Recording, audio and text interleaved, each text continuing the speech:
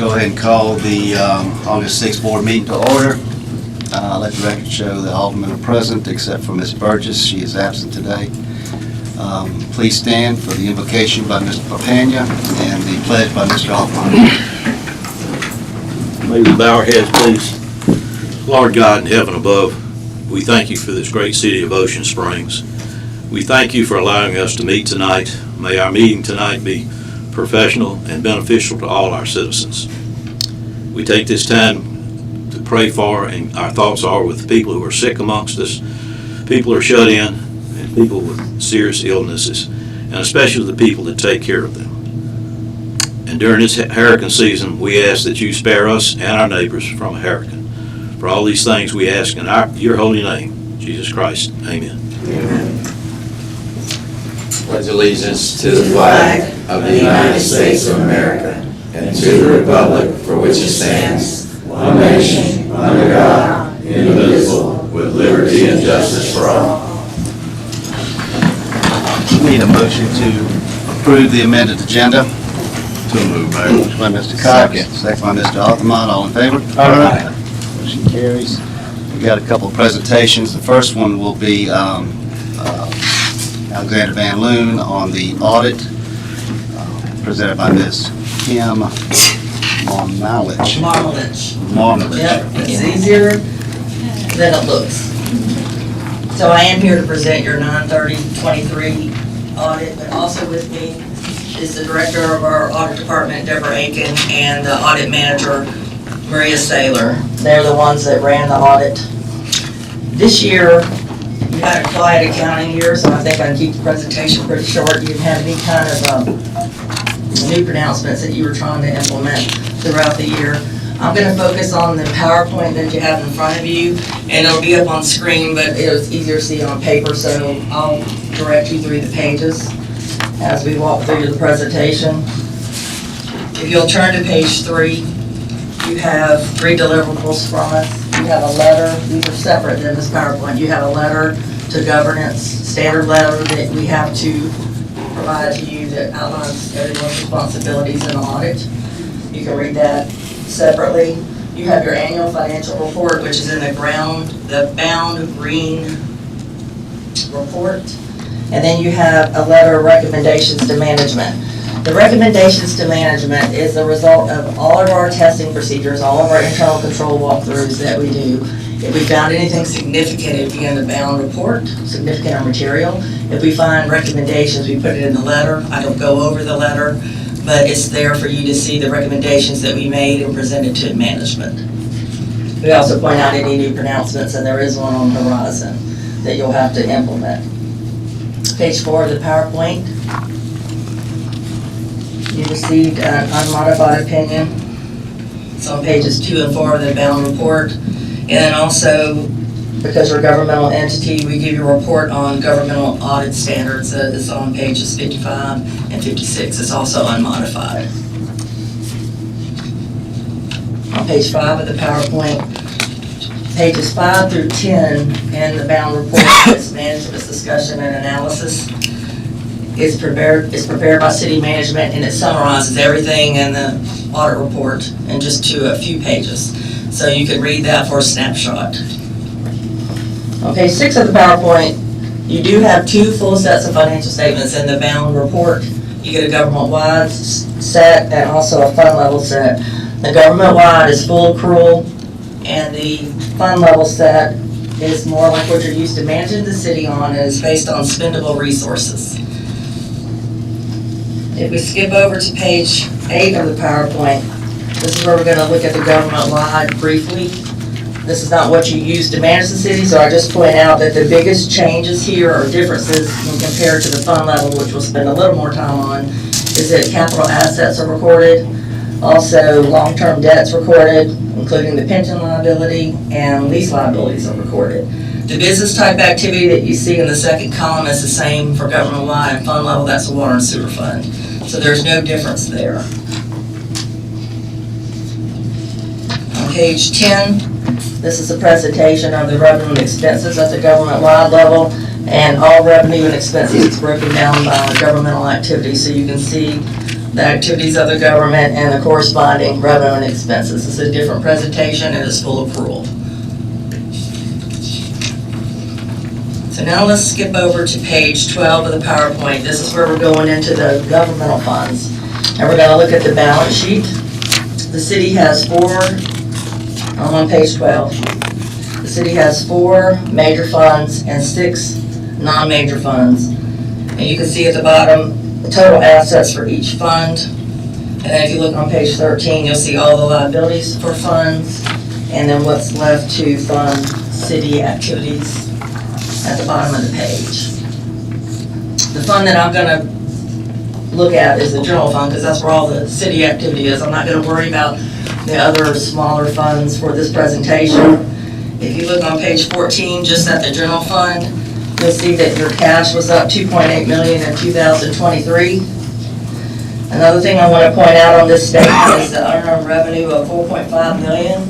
This is related to the ARPA funds, the American Rescue Plan Act, and this money has to be obligated by December 2024 and spent by December 2026. So it's still sitting there waiting for that to happen. But right now we're looking at 9/30/2023, so it's still unearned.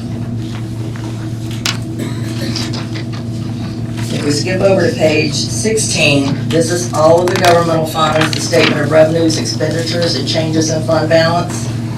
You'll see the same 4 funds and the 6 non-major funds, the revenue for each of those. And then on page 17, you'll see the expenses for each. And then on page 18, you'll see the ending changes in revenue over expenses for each of those funds. For the presentation, let's look at page 19, just the general fund, and talk about just a couple of changes that are going on in that fund. You'll see that your intergovernmental revenues were down. That's because in the prior year you had $600,000 from Jackson County that you didn't have in 2023. And also the county road tax was down a little bit for 23 compared to 22. In the middle of the revenue section, grants were up significantly, $1.5 million, and that was related to FEMA and GOMESA funds that you received. And then on the next line, a positive change in interest income due to market changes. So you had a $638,000 increase in interest income on the city investments. In the middle of the page, on the expenditures, general government was down because in the prior year you had done a land acquisition for the beachfront that was in that number. And then the last 2 categories, economic development is up this year for another engineering fees related to the Front Beach public access. And capital outlay is up for the land acquisition related to Bienville Boulevard. So that's most of those changes. And then the prior year you had a new general obligation note, and you had no new debt for the general fund in 2023. So that's everything on the governmental funds I'm going to talk about. If we look at page 21, we're going to go into the water and sewer fund. The statement in that position shows all of the assets and all of the liabilities on page 21 and 22. The only big change compared to the prior year was you capitalized the CIPP lining project that was actually paid for out of capital projects and then transferred to water and sewer when it was complete. So you're going to see that number 2 times. When you look at page 22, the only significant change in the liabilities is the unfunded pension liability, which is just an actuarial determined number that we adjust to each year based on whatever we get from PERS. Page 23 or 24, we'll go into the revenue and expenses for the water and sewer fund. Revenue was up, but so was expenses, so the net operating income was basically the same as 2022. And then at the bottom of the page, you'll see that transfer of that CIPP project as a capital contribution from the general fund. And the last statement that we're going to talk about is the cash flow related to the water and sewer. 1.2 million was provided by operating activities. You used $275,000 in transfer to other funds and $530,000 in payment of capital assets and debt. Overall, you had an increase in cash of $398, $331. These financial statements have a full set of no disclosures in the back. On page 27 of the PowerPoint, I've identified some that provide more detail than what we talked about. If you want to look at those. And then on page 28 of the PowerPoint, you were subject to single audit. You received $2.3 million in federal funds. You had no findings of compliance or internal control related to the single audit. You also had no findings on compliance with state laws and regulations. That's it. I did want to say, we didn't have a lot of changes in 2023, but with the annexation, there'll probably be more changes in upcoming audits related to that. Any questions? Anybody have any questions? City's okay? It's okay. We couldn't find anything, and we spent a lot of time looking. Okay, Right? That's great news. Okay, the next presentation, Ocean Springs Gateway Sculpture Project. Jillian Rankin's here from WAMA to talk about this. Thank you, Mayor. Julian Rankin, Executive Director of the Walter Anderson Museum of Art, and going to give you all a report update on a new project that we're helping the city with. This came from, we can go to the next slide, a legislative appropriation through the Gulf Coast Restoration Fund, our Coast delegation, including Representative Hank Zuber, appropriated funds to do two large-scale gateway sculptures at the north and west entrances to downtown. I've got a slide in a moment we'll look at to show you where we're looking on that. And the intent here was for WAMA to help the city conduct this project. So the purpose, like I said, put two big sculptures. What they'll look like, we'll get to, is going to be a community-engaged process. But this is building upon, Walter Anderson Museum of Art's expertise in public art management that we're doing across the coast currently. Some of that is educational in nature and workforce. This is more, professional fabrication that will help identify and execute for the city. Next slide, please. So this is the intent here for one large sculpture ahead of the bridge on the north side of Fort Bayou, and then a second at the bottom of the Biloxi Bridge on the west gateway onto Porter Avenue. And we'll just go to the next slide. The intention here are there are myriad goals. So firstly is to welcome visitors, to the city, obviously. We get a lot of people coming here, of course, but also, we have such a history with art, culture, landscape, and just the vibe of downtown as the city grows. This is the way to brand it. So welcoming visitors, that's goal one. It's really supporting wayfinding, especially, in the Porter Avenue corridor, which is rapidly developing, and an important, entrance to downtown, not just visually and because of what's there, but also because it does help with, traffic flow. The more people that know about it can get into downtown that way. So the wayfinding component. And then, as I mentioned, the city's brand, this is an evolving and strong brand that reaches back to the past, but also is ever evolving. So this is intended to really mark the city's brand and to reinforce it as this place of arts, culture, environment, tourism, and quality of life, and just the dynamic movement into the future that is rooted in the past. Also, really championing the assets we have here, and that's cultural, historical, and natural. And then, as I mentioned, to capitalize on the proximity and partnership of WAMA and the city to do this in a way that's authentic to what the community wants. Next slide, please. So just a kind of slide just to indicate what I just mentioned. WAMA and the city are working closely on a bunch of different projects. This is, I'd say the larger in terms of its scope and undertaking and visibility, which is a wonderful thing. But of course, everything from the community center to other aspects that are happening around Ocean Springs, we're always there to assist. And this is for us, in an evolution of our mission to do things beyond our walls and to lean into what Walter Anderson espoused, is really to be curious, creative, innovative, and to do that in a way that's homegrown and in conversation with nature. Next slide, please. There's a lot of small type here, but I will just kind of go through what WAMA is going to do. Essentially, we're project managing and helping lead design of these sculptures. So that includes the formation of a public art committee, which will have city personnel and stakeholders from the community.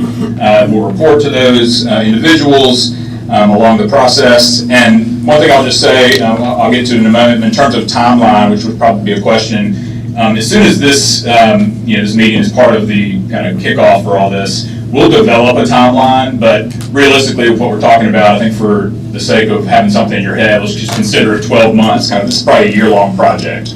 And so over the course of that, we'll be doing a lot of activities. That includes research and presentations, to the committee along the way, along the scope and design, in conversation with our partners in all these other areas of fabrication engineering.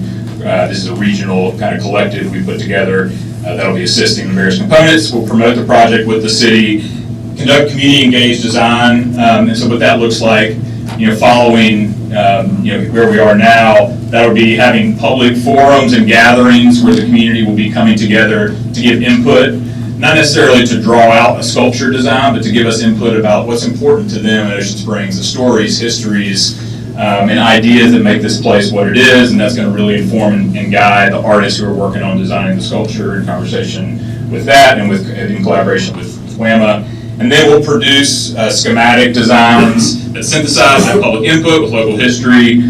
We'll obviously along the way coordinate and develop and manage the budget in conversation with the city, in coordination, the timeline. We'll solicit all the bids for fabrication, the contractors along various tracks, and oversee the development of construction drawings, coordinate contracting with artists and fabricators. Some of this, WAMA's not just doing all of this in-house. There's a lot of contractors that we work with, for example, that do 3D modeling and shop drawings and things we'll need along the way. Then we'll project manage that fabrication process, adhering to the design specifications, the timeline, the budget, assist as needed with permits and approvals, and then oversee and coordinate the installation and ribbon cutting and celebration. We're all standing in front of it and mugging for the camera. I guess next slide, this is my last slide, just to indicate a little bit of, these are not necessarily who we're working with. There will be a bid process, but this is just an idea of who WAMA works with generally. We have a network across, as I mentioned, the region and beyond that includes engineering, design, fabrication, project management, all the way from Atlanta, to Jackson, to here, to San Francisco, and some that work globally. And so we have this to lean on that, we're helping to connect the dots, do something locally significant, but that has the expertise of the field. So I'll be happy to entertain questions. Anybody have any questions? Mayor, you said there was a type of a fee that we will be undertaking on the city side. Yeah, What is that? It's the match. What's that? Is the match, isn't it? Is it match or? This is GCRF, so we have a match, yeah. There's 20%. Yeah, 20%. Yeah.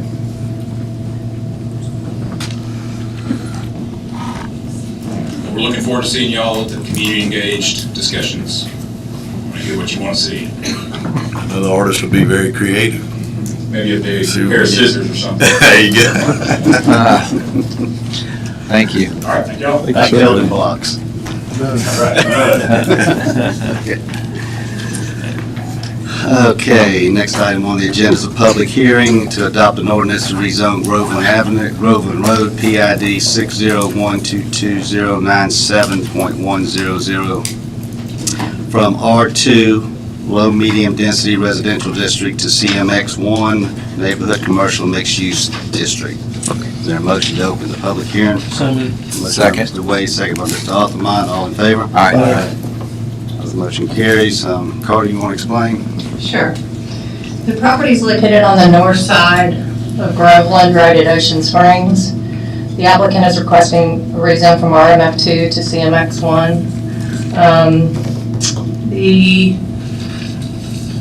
Future land use designation is considered high-intensity suburban residential uses, such as higher density, single-family, detached residential, subdivision development, medium density, accommodating 2 to 4 unit structures, townhouse complexes, multifamily residential.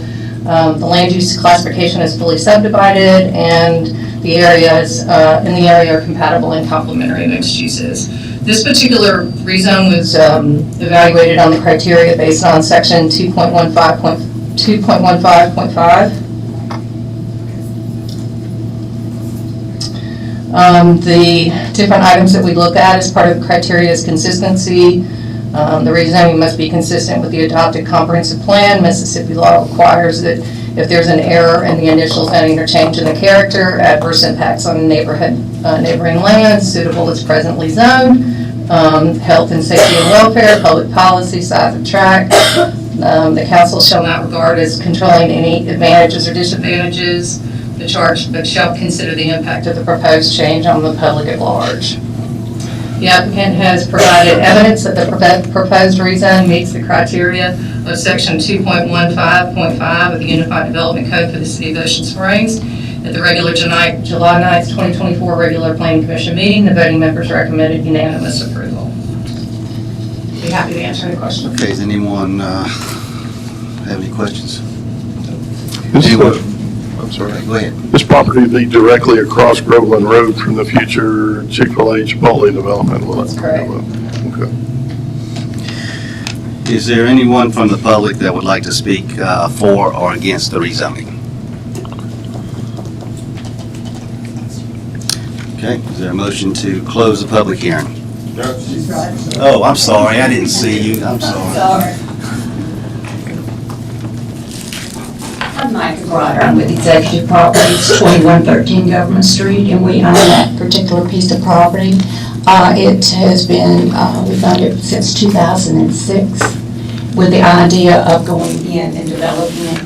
That was my husband's plan, but then things have changed, and we have had it up for sale for about 5 years now, and every time I have someone that's interested in it, and now that Groveland Road does look so much better than it used to, they ask me what's it zoned, and I have to say R2, and that kind of puts the end to the conversation. So I have someone who's really interested in it, but they need a commercial zoning, and the way the area is growing out there, I think it certainly merits to be zoned commercial instead of residential. And the area is about 2 acres on Groveland Road. Okay, thank you. Anyone else who would like to speak for or against the rezoning? I'd like to speak for it. In this particular example, I think this is a good, my name's David Maheen, 1219 Monticello. I think this is a good example. Zoning cases can get very sometimes problematic, but in this particular case where it helps the property owner do and enables the property for what it is, we're seeing the change. I think it's a very good, there's a lot of supporting evidence to suggest that the character of the community has changed. There's obviously a public need.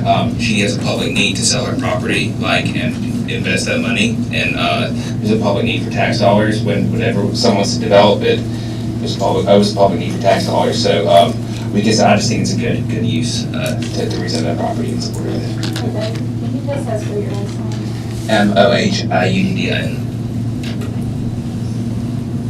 Anyone else who would like to speak for or against the rezoning?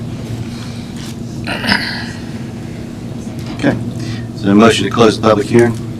So moved. By Mr. Second. Blackman, second by Mr. Papania, all in favor? Aye. Motion carries. Is there a motion to adopt?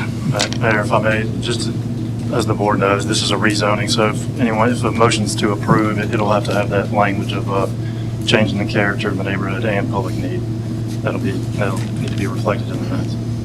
I'll make a motion that we adopt ordinance to rezone Groveland Road PID number 601-22097.100 from R2 low medium density residential district to CMX1 neighborhood commercial use district for the reason that there's been a change in the character of the neighborhood and a public need. Second. Motion by Mr. Blackman, second by Mr. Papania. Get a roll call. Aye. Aye. Aye. Aye. Motion carries. Next item on the agenda is to adopt an ordinance and amendment to the Unified Development Code, Section 1.21.2. Carter? Yes. Carter Thompson, Community Development Director, City of Ocean Springs. This particular text amendment goes to the responsibilities of ZAB. One of the things I've been evaluating the EDC as a whole, and this was something that I felt was important to bring forward.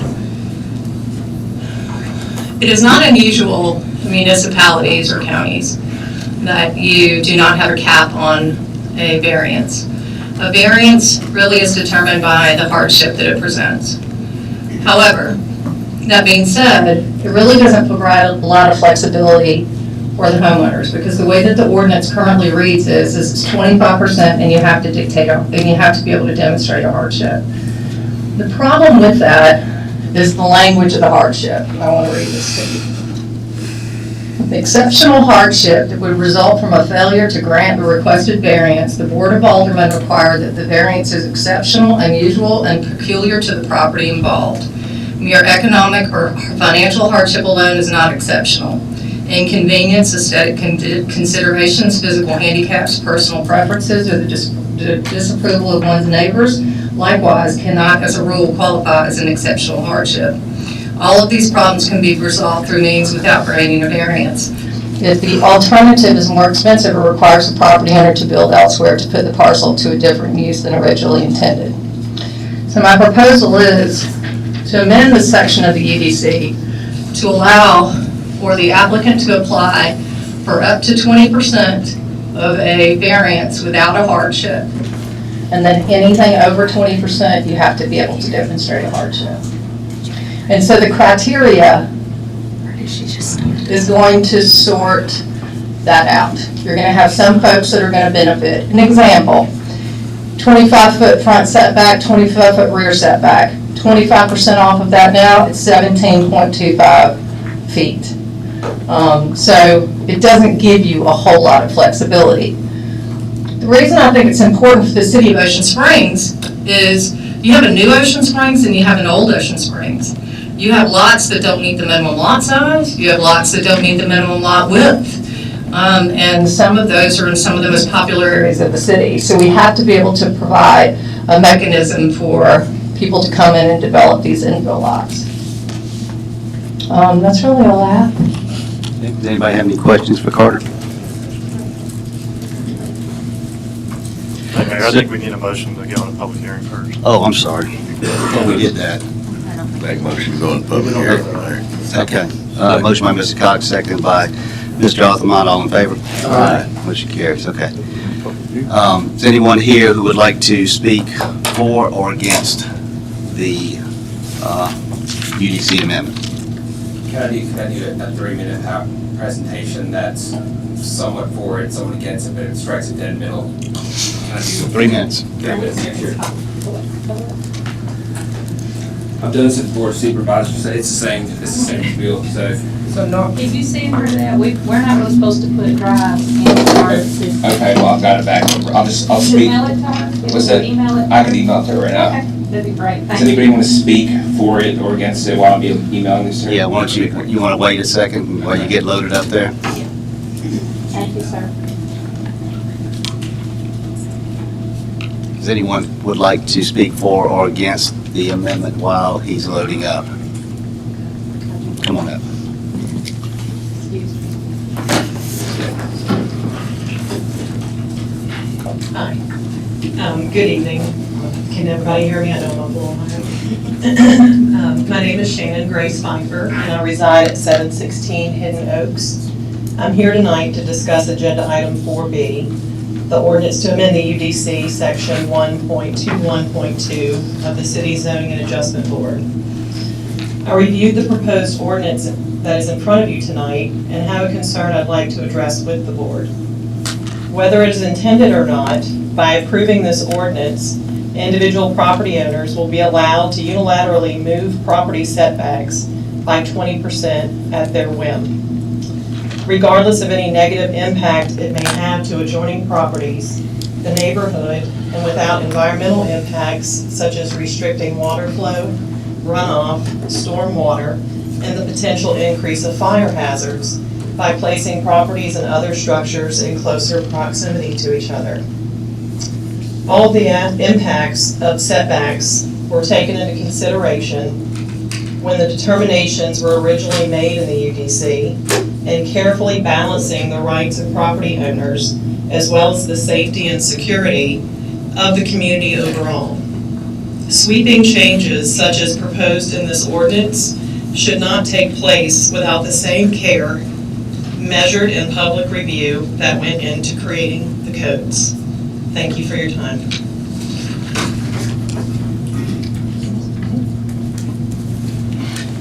Anyone else would like to speak? Are you ready? It's gonna take me a second. Okay, anybody else would like to speak for or against?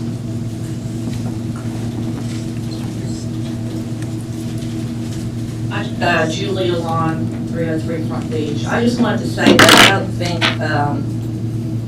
there should be unlimited variances for hardships in residential zones. We need to have protection of our residential areas. So maybe I can see increasing a hardship to 50%, but I really don't think in a residential areas you need to protect them. They don't need a big building right up against their fence or front yard or wherever. Okay, thank you. Anyone else who would like to speak for or against?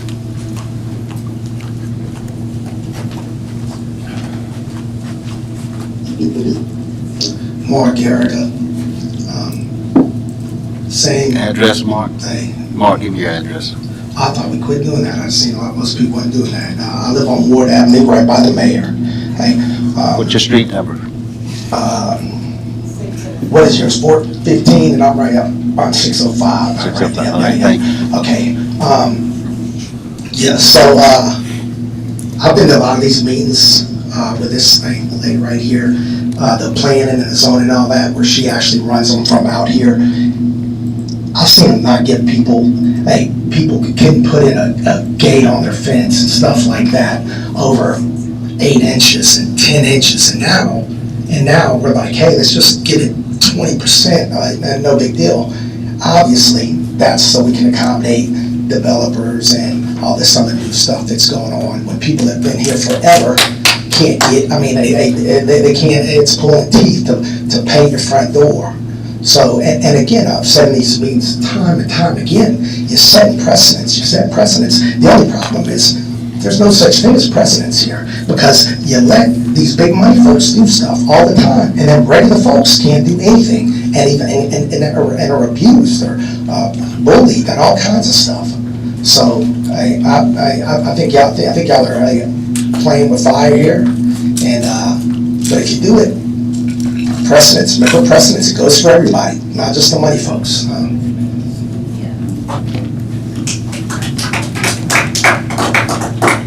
Anyone else who would like to speak for or against the ordinance change?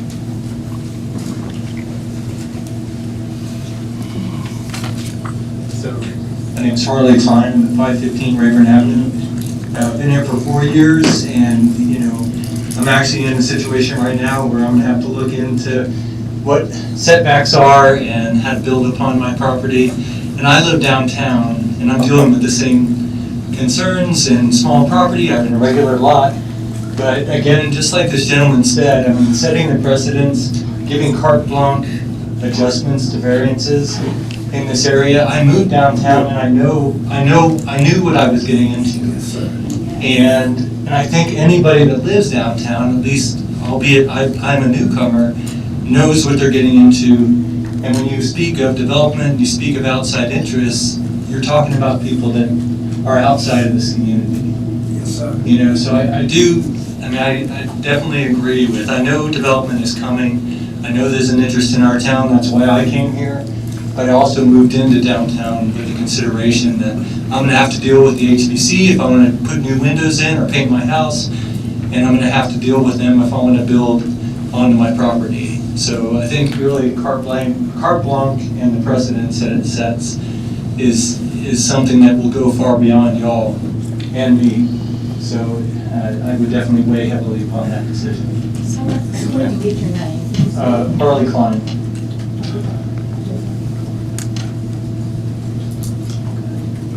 Anyone else who would like to speak for or against the ordinance change? You ready, Ray? I'll go last. You're ready. We're ready. I think she's ready for you. I don't know if this microphone works correctly, so I'll just try to speak a little bit loudly. We can go to the next slide. The first thing we're going to do really quickly is define, for the record, for everybody to define what a variance is. And a variance is the authority granted to an owner to use his property in a manner forbidden or prohibited by the zoning ordinance. Just so the whole public is on the same page, this is exactly what a variance is in terms of setbacks, and that's just, these are complicated terms for physical measurements of a property. So a setback is the distance between like the property line and the house and all that. So these are dimensional aspects of it. So that's exactly what a variance is for, is to grant something that is prohibited by the zoning ordinance and make it permitted. So can we go on to the next slide? In zoning, there are three types of variances. One is called a use variance, and this is actually pretty important. There's a use variance, so you're trying to use the land in a way that is not permitted, i.e. you wouldn't put a gas station in a residential district. Then there are dimensional or area variances, which do with setbacks, height requirements, and then there's a mixed use hybrid, which where actually you give such an extreme degree of a variance that the use, it becomes like you're not sure, have you changed the use or have you changed the dimensions? It goes into a gray area. So there's three general types of variances, and these are the kind. Can we go to the next slide, please? The problems with amending the code possibly could be is that you allow for extreme variances. Like, I'm not saying this board would, but let's say a board in 30 years from now uses this code and amends it adopts an extreme variance to where, it changes the character of Ocean Springs. Traditionally, in Mississippi, in the courts, extreme variances, if they're taken up in the courts, are seen as illegal. If they're not taken up in the courts, then no one really cares and they're just there. So for the public, there is concern that there's an extreme change or a carte blanche check for a variance. You can always take it up in the court, and the court will review the aspects and be like, yeah, this cannot be done. Once again, an extreme variance, they tend to be at the point where you're at that point of rezoning the property, you're doing a de facto rezoning. The variances are so extreme that, that no one even knows what's going on anymore. Like, it's got out of control. So this happened actually in Hattiesburg in 2003.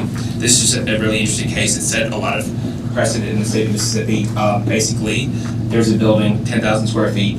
That was the max what the code allowed. They tried to get a variance for 60,000 square feet, and this set a case that, like, you know what?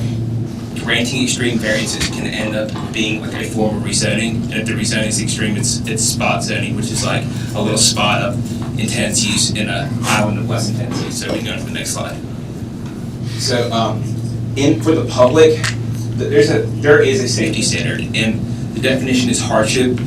The Supreme Court of Mississippi has ruled that when a hardship is presented, the evidence needs to be required in dollars and cents form. So if someone wants to challenge like what a developer is doing, they have a mechanism in there, and they have to show that there's no reasonable return on the land. And basically, this developer or any developer will have to prove in dollars and cents, I cannot build anything in my land. That's our Supreme Court's definition of what constitutes an unusual or extreme hardship. So that actually protects the people. A hardship bar is actually, the courts, a very high bar to clear. It's not an easy bar to clear. Let's go to the next slide. Right now in Ocean Springs, there's all sorts of tree problems, yard problems, all that.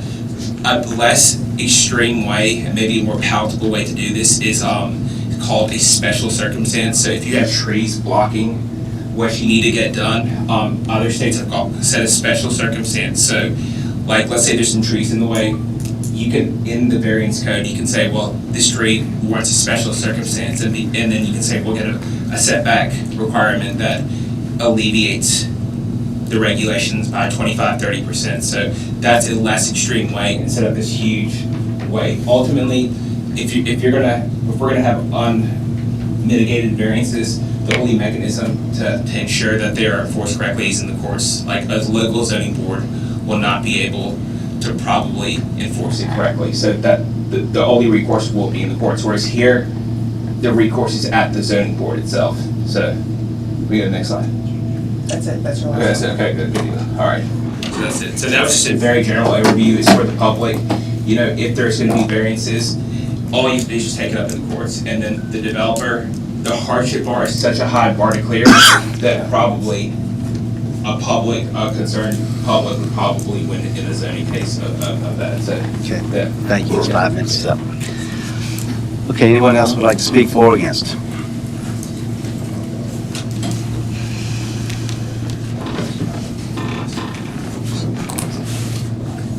Whitman 15 Porter. What I would like to talk about is a variance, I think, that was already granted. I've heard for years how you need more parking in Ocean Springs. There are 2 parking lots off of Cash Alley. The art house, which has been there for many years, is now for sale. It's no longer going to be there because someone decided to put a big iron sign up saying Cash Alley and a bunch of concrete. Amazingly, somebody's working on that building that's sat empty for years on the left-hand side of the street. And it's got a walk-up window going in and doors going in. And I jokingly said to the guy that has the snow cone place, "You must have a friend on the city council because they've closed off the street for you." He said, "Oh, they didn't do that for me. They did it for the guy going in across the street."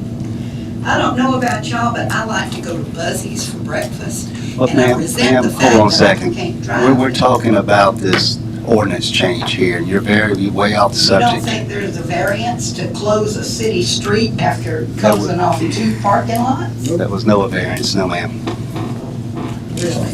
really. I thought streets were for cars. My mistake. Anyone else would like to speak for or against? My, Bill Warren, 7 Boulevard, went to. I've heard what a couple other people have to say, and it's kind of a question to y'all. I'm not sure why you want to take the decision to grant or deny variance out of the hands of the Planning and Zoning Committee.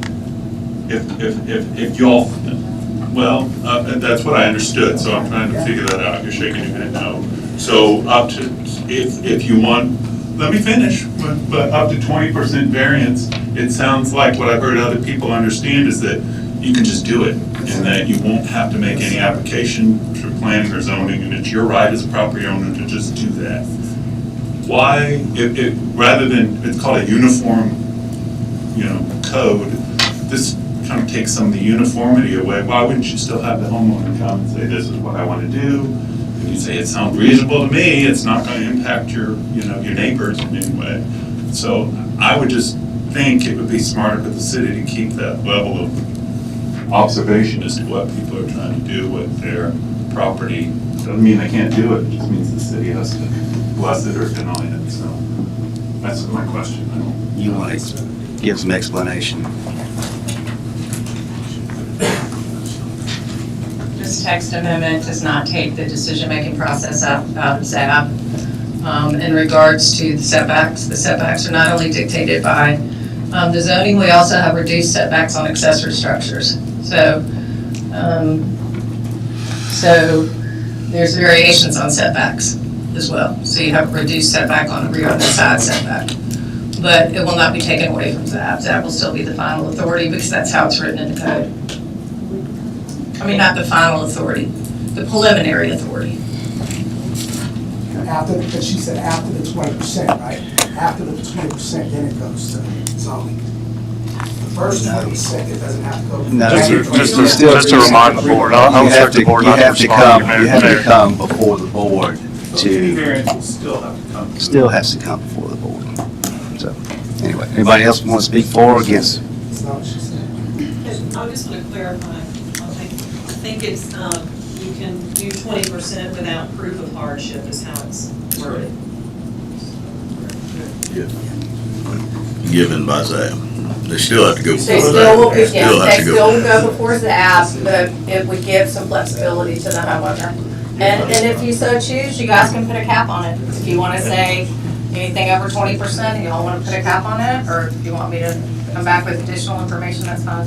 Well, Mayor, good way to, you have to get it approved either way. Both variances approved by ZAP, either the 20% without hardship Correct. or approving a hardship. Both of them are approved by ZAP. I know this in the Q&A session, but I don't, so can you conceive where somebody would request a variance less than 20%, that the zoning board would say, well, we think that's problematic, and even though there's no hardship proven, we're not gonna grant it. Well, let me give you an example of what's going on right now in my ward on 1 street. There's a house that's in pretty deplorable condition, and the people want to tear it down. They want to put the house back identically in the same spot where the house is now, but she's not going to be able to because it's I think, what is it, 8? It was 9 feet from the property line. So she wouldn't have met it, and it's really not a hardship because it's the lot is a pre-existing non-conforming lot. So in this kind of situation, that would have helped the person that this really wasn't. I don't look at it from a developer standpoint. I mean, I got most of the lots in my ward are irregular, non-conforming lots. So when somebody wants to do something with their house, That's one we would let them proceed. I'm just trying to decide, is there any, we had a house down the road that they changed some things. It changed the way the water flowed onto their neighbor and caused problems. Would those kind of things be addressed if maybe it's less than 20%? According to the way the code book is written, you got to have zero net runoff for anything you do on your property. So in other words, no matter what you do with it, you can't shed your water on somebody else's property. Now, if you shift something on the property and the topography changes, then, can that happen? Sure. Does it? I would assume so. But you are supposed to have a de minimis effect to the adjacent property. So what you submit a variance for, I can think of another example. You have a historical lot of record. You have an 800 square foot house. You want to build within the building envelope, but you want a garage or a carport. If we follow it and don't give anything to the homeowner, they're only going to be able to build that 800 square foot house. They're going to be able to have a carport or anything else. So this allows a little bit of flexibility for some of the problem areas. It doesn't allow for use. The ZAP cannot come back and say, the truck stops allowed in CH, we're going to allow it in R1. They don't have the ability to do that.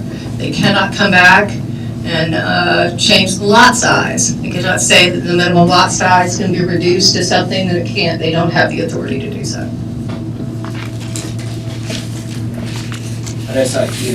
Okay, does anybody else have any, another for or against comments?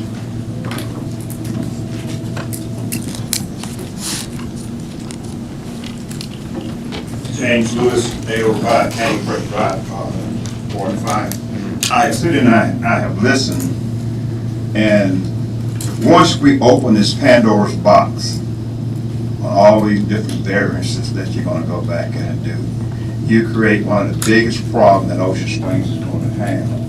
Because you do it for one, you got to do it for the next one. And I sit here and I've just heard that if you go back and have water runoff, and I'm correct me if I'm wrong, Ricky stated that you can't have water runoff that goes into another person's property. You're not supposed to shed your water on somebody else's property. Okay, good. Because my sister owns property at 3002 Government Street. And the repair car parts, water runs back that way. So that's a prime example of why you have these problems. It's not good for the goose, it's not good for the gander. And the key thing is that we got to go back in. I know that money's flowing into Ocean Springs, but don't get it twisted and the money flowing in to go back in and making all these changes. Change is good in some respect, but not in all respect. We gotta take into consideration what we are doing when we do it. That's the key.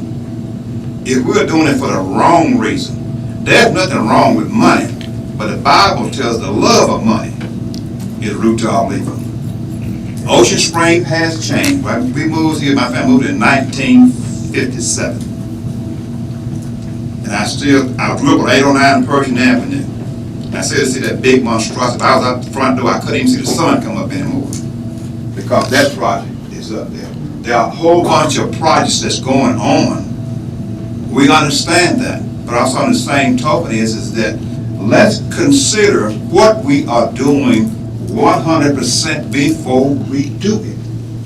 Just don't haphazardly go back in. And that's what the citizens are seeing, is that this board is haphazardly going back in and just unilaterally making changes, and they don't have the citizens' heart at all in it. Amen. Thank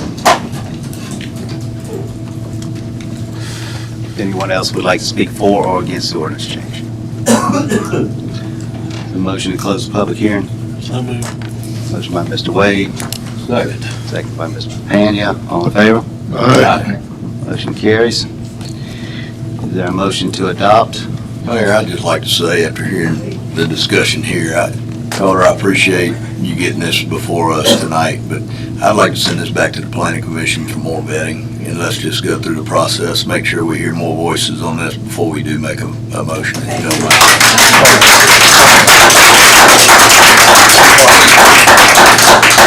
The question, is it possible that we could implement a special use variance that would work in a situation like what I just explained that we talked about for that other house? Or for the houses that are being built like that? Yeah, I mean, I just don't know what a special use variance is gonna do, where a variance would not. You know, I just don't know it's gonna provide anything additional. We just have to decide. I'm part of special exception variances, and I don't disagree that trees and things like that can certainly come. I'm not talking about trees, I'm talking about if you have a house that is gonna get torn down, that's on a lot that's not conforming, for them to be able to put the lot back on the same exact footprint. That's all the code allows for, is to go back on the same footprint right now. It doesn't allow for anything else. So it goes back on the footprint, and then you can ask for 25% reduction, and variances of whatever, various sundry things. But it has to be, but hardship has to be demonstrated. And the hardship is supposed to be difficult to prove. That's the whole intent of a hardship. It's not supposed to be cookie cutter. She said it can go back on the footprint, so that would allow that. To go back on the footprint. If it's torn down completely. Well, if it's destroyed, Well, destroyed. torn down, yeah. Okay. It has to be torn down, yes. You would have to build back on the historic, because we have a historical lot of record section of the EBC. Is your instruction, you want me to look into that, special use variance, and see what else people are doing in Mississippi? I mean, I think it's worth looking at. Okay. Bobby, did you make a motion? I can make that as a motion or just send it back. Make that as a form of motion. Okay. Got a motion by Mr. Cox to send this back to the planning commission for further discussion. Second. Second by Mr. Wade. Any other discussion? All in favor? Aye. Any Not opposed? roll call? Well, not to. Oh, okay. Send it back. Just, I don't think to send it back. Okay. All right, next item on the agenda is agenda public comment. The public is invited to address the board for up to 3 minutes each for a maximum period of 30 minutes, only regarding issues listed on this agenda. Please identify yourself and the agenda item before speaking.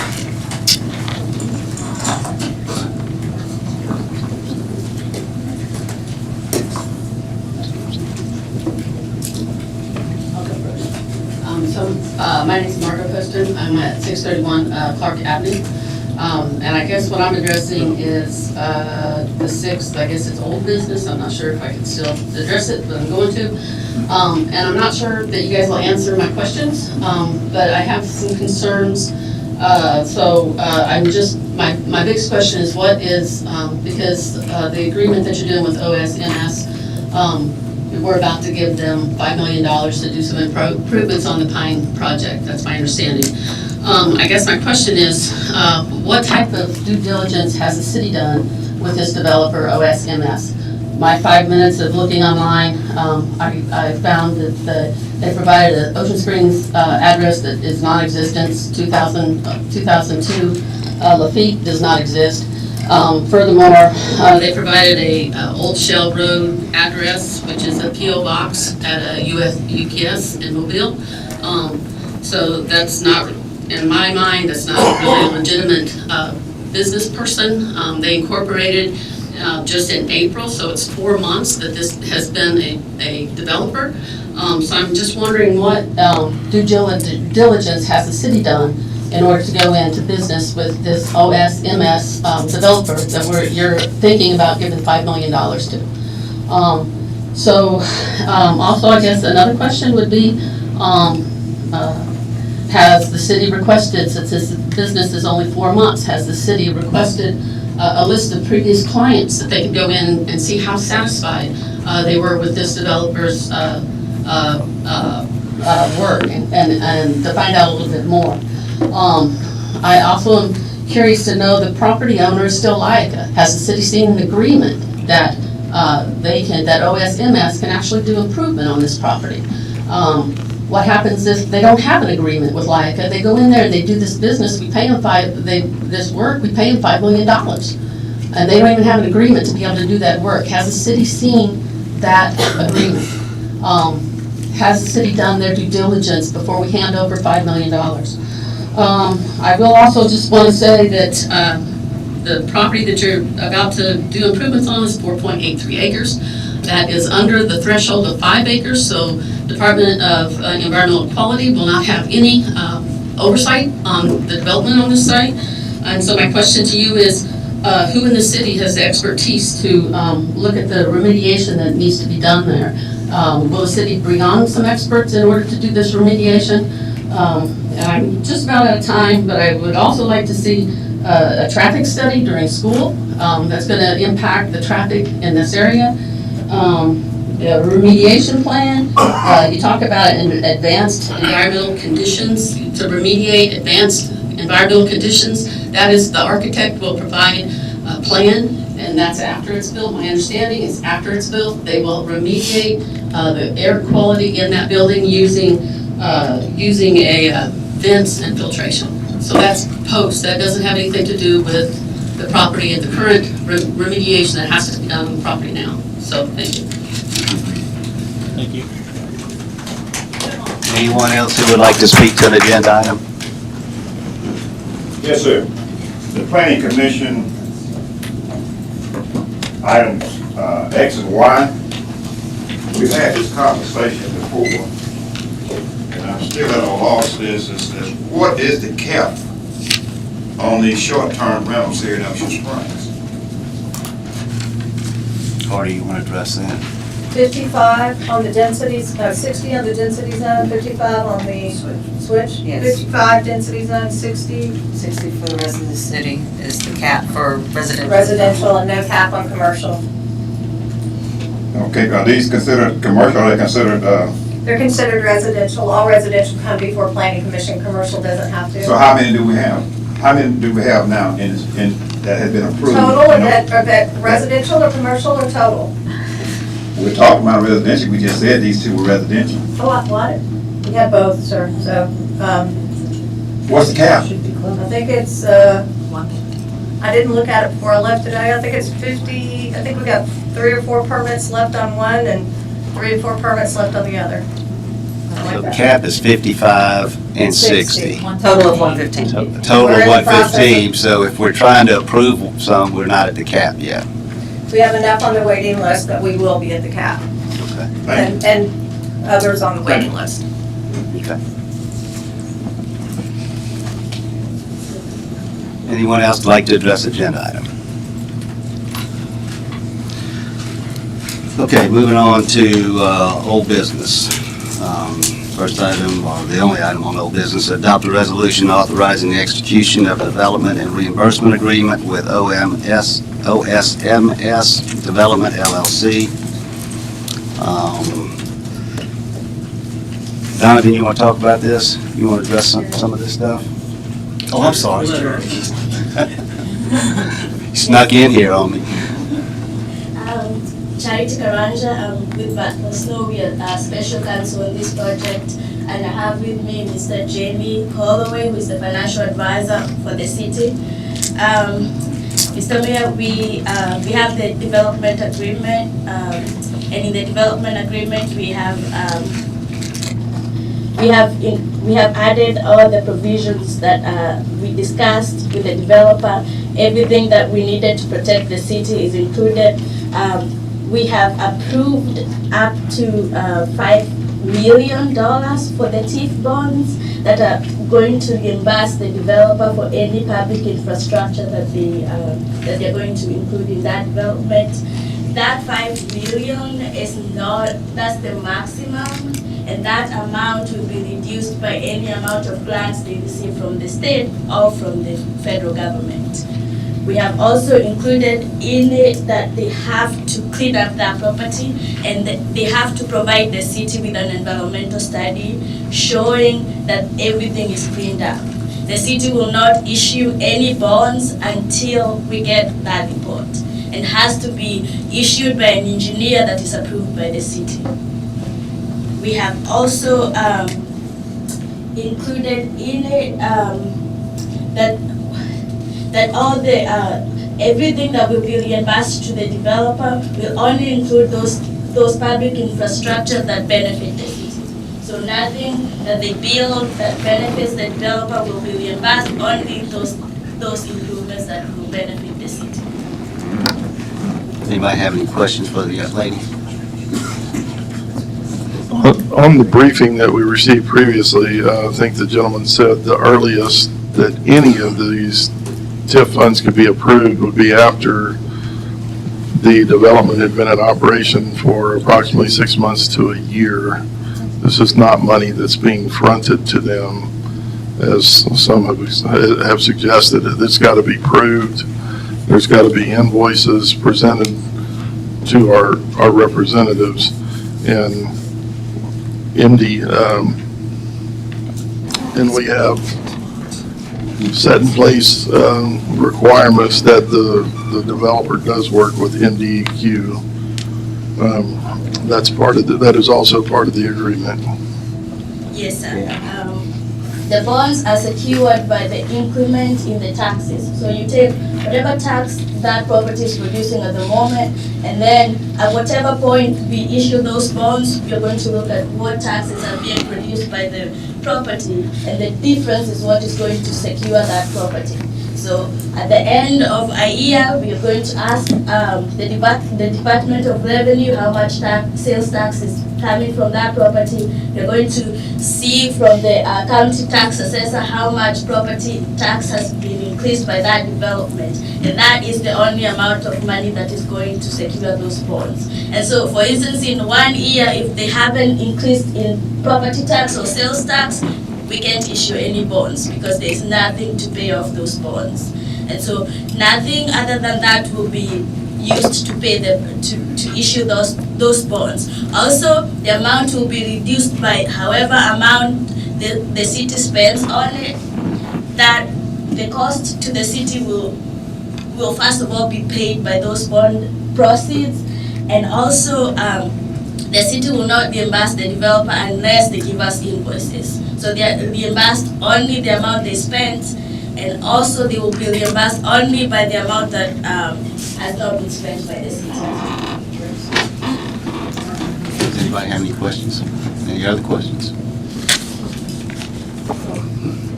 I mean, when Mike asked about the MDEQ, that's what I remember MDEQ stating, that they will stay with this property even after the sale until the numbers are to their likings to where they will release the property.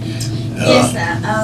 And someone mentioned the acreage, but we have already spoken with MDEQ and they know the situation and they are going to check and we'll find the approval from MDEQ. Now, what she spoke of with the addresses with the developer and all of that has been researched and checked out. Can you answer anything on those? Yes, sir.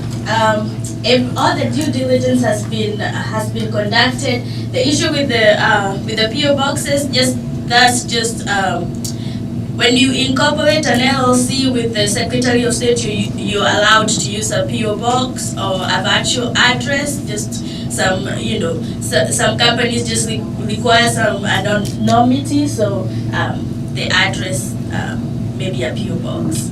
Well, it's not a PO box. It's an address. It's an address that's given to that it backs up to my property, and there's no house there. There's nothing. Yes, ma'am.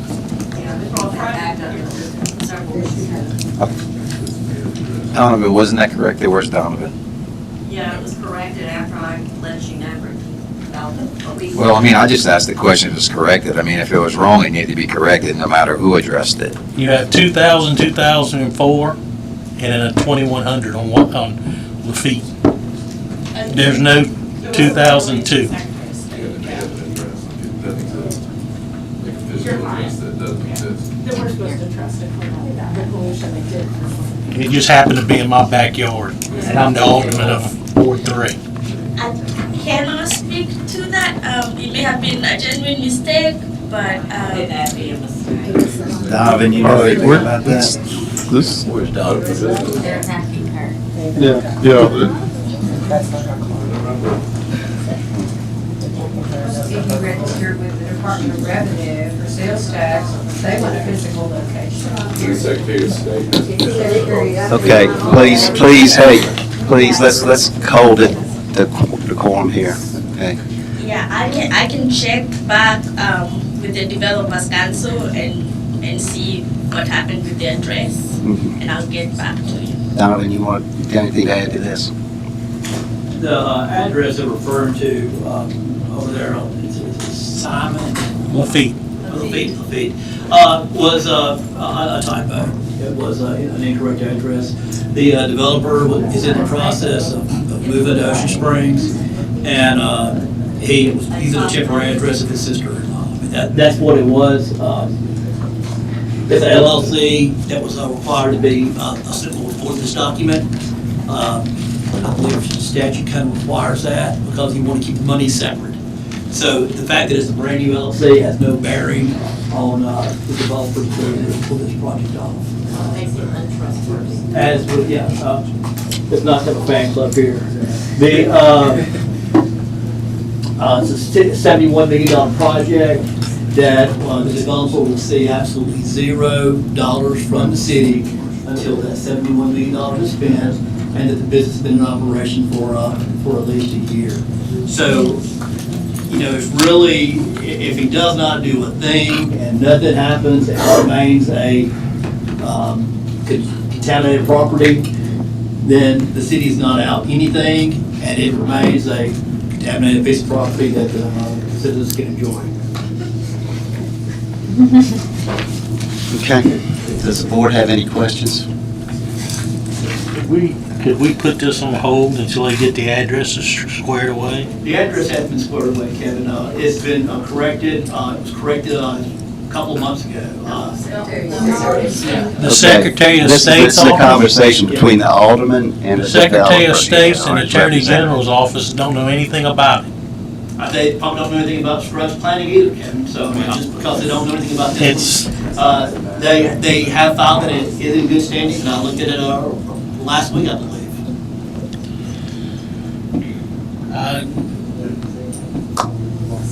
I don't know. Okay. Any other questions for the young lady or for Donovan? Okay, is there a motion to adopt the resolution? Yes. Is it possible to do this anywhere else, like the annexed portion of the western part of Ocean Springs? And use that TIF bond to actually develop that area? You can use a TIF bond wherever the board creates a TIF district. The Pine Drive is the problematic part of it. You can do a TIF bond anywhere there is a TIF district, and it has to be, a TIF district has to be created. And it doesn't matter where it is in the city. Anywhere. Okay. It is in the package. It's in the package. It's right there. That was not available on Friday online. It wasn't available today either. It wasn't available at lunch for me. It was sent to us this morning. So 20 years of inaction, but we have a paragraph that's going to outline the entire cleanup. This is not,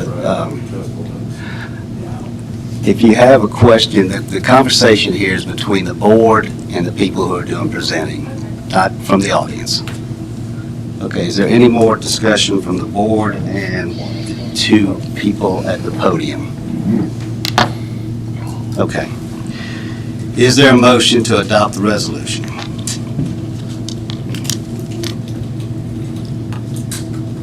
I'll make a motion. Motion by Mr. Blackman. I'll second. Second by Mr. Papania. All in favor? Well, let me do a roll call on this, Ricky, I'm sorry. Roll call. Aye. Nay. Aye. Aye. Nay. Motion carries 4-2. New business, authorize the execution of a contract with Neil Schaefer for the professional services related to the evaluation of necessary utility improvements in the newly annexed areas, amount not to exceed $200,000. Sarah? So this is phase one for us to kick off water and sewer in the annexation area. It's about 5 phases of work. So this will get us started on like the colonial estates, that area. And then we'll work our way up Ocean Springs Road and then south. Anybody have any questions for Sarah? No, it looked like it's pretty straightforward. I'll make a motion to approve the agreement with Neil Schaefer, the attached proposal. Got a motion by Mr. Impey. Second. Second by Mr. Blackman. Any further discussion? All in favor? Shut the door, please. Give a second. All in favor? Aye. Any opposed? Motion carries. Okay, health insurance. Mr. Lockard. Well, all of a sudden, insurance seems easy.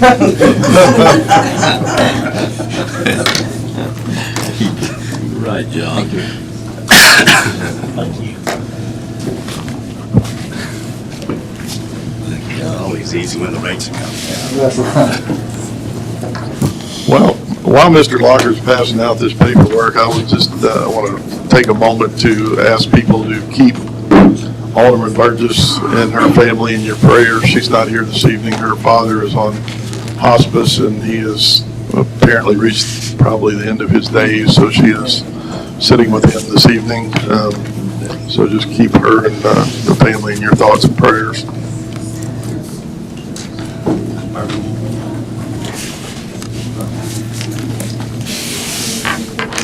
Not sure. Okay, Mr. Lockard. All right, I'm John Locker with United Great Benefits. Mayor and Alderman, I'm very excited to announce that again this year we have reduced the rates under the employee health care plan. I'll go over these, and you can certainly stop and ask questions or we'll go along. There's a lot to cover here, so I probably will go through it a little bit quicker than normal, but again, stop me if you have any questions. The first page with United Healthcare rates on it, which is about the second or third page. Down that page, you can see the benefits that shows the deductibles, co-insurance, co-pays, those type of things. None of the benefits have changed this year with United Healthcare as part of your renewal. Toward the bottom of the page on the left, you see the current rates for 504, 80, 59. They have been reduced to 478. Now, when we first went to market or first got the renewal from United Healthcare, they came in with a 2.9% increase. We had first told them that would they consider a 0% rate increase if we didn't shop it. They came back and gave us a 0% increase, and then I guess I changed my mind and decided to shop it anyway. So I'm not in good favor with United Healthcare, but we did go out to market. We did find a few things more competitive. So at the end of the day, United ended up giving us a negative 5% rather than a 2.9% increase. So if you look at that premium, that's about a 7.9% difference from what they wanted. So that's a savings of $117,000, over $117,000 that we got them down this year. So I may have a black eye over it, but it was good for the city of Ocean Springs. So we're very pleased to announce that we got a very good decrease. If you remember last year, they left the rates the same, but they gave y'all a premium holiday of about $118,000. So that's basically what they did this year. They reduced the rates by $117,000 from what they were asking for. So very, very happy with what we were able to accomplish this year. Going to that couple pages, I'm not going to spend a lot of time on these. The next page is your 24/7. It's like your telemedicine where the employees have the access to call a doctor rather than going to the urgent care, emergency room, or a doctor's office. If it's something common they can do over the phone, they have access to telemedicine. That's still in place. Zero cost for certain medications. There's more and more medications coming out, whether it's insulin or other type medications. That United has come out and said that there's zero copay, so there's no cost to the employee to use those medications. Most of these medications have the same effectiveness as the other medications, but they're a lot less cost. So if the employee or the physician want to use that medication, there's absolutely no cost to the employee, and that's several medications. The employee can go online and look at those medications, find out which ones they are. The next page is the cash care cards. This has been in place in the city for several years. This gives the employees a $200 for individual or $500 per family. It's a debit card that comes preloaded with these amounts of $500 for family, $200 for individuals. They can use this for primary care providers, specialty providers, or urgent care. If that provider when you look up the preferred providers, if they have a double heart on them, then you can use this cash card to pay any co-pays or part of the deductible for those services. So that's a free benefit that has been here at the city.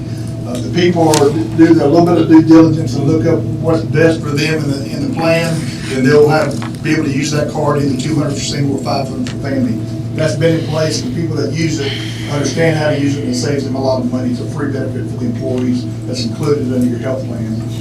The next page is a wellness reward program up to $300 per person if they do certain rewards. I'll talk about this a little bit more in just a minute.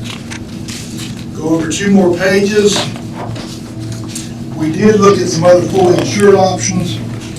On the right side, you can see we got a quote from Aetna. The benefits are a little bit different. Most of the differences are highlighted in yellow. If you look at the bottom of the page, the rates are a little bit cheaper. They're about $70,000 a year cheaper. When you're looking at $1.4 million, it's about $70,000 cheaper. But the thing you've got to consider there, all those benefits I just went over, those added benefits and wellness cards and all that type of stuff, you would lose all those benefits if you change to Aetna. Also, some of the benefits are different. All the drug formulators, if you change to a different company, are certainly going to be different. That would be a lot of disruption to the employees. What we basically did this year, we used this Aetna quote to go back against United to get the discount that we were able to get. I'm a little bit concerned that they're putting a low rate on the table trying to buy the business. Much rather stay with the company that's already had profit with you. So if you do have a bad year, they can look at past years they made profit and be a little bit more lenient with you. If you change to another company that lowballed your business and they have a bad year, you're going to get hammered the next year. So again, we use this Aetna quote to get the other carrier down. We also went to Blue Cross. Blue Cross had quoted a $1,000 deductible, which is nowhere close to what you currently have, which made the rate $600 or something for single coverage, so they wasn't even in the ballpark either. If you go over a couple more pages, there's a couple fully insured, self-funded quotes. I know the city has asked me for the last probably 4 years to look at a self-insured plan.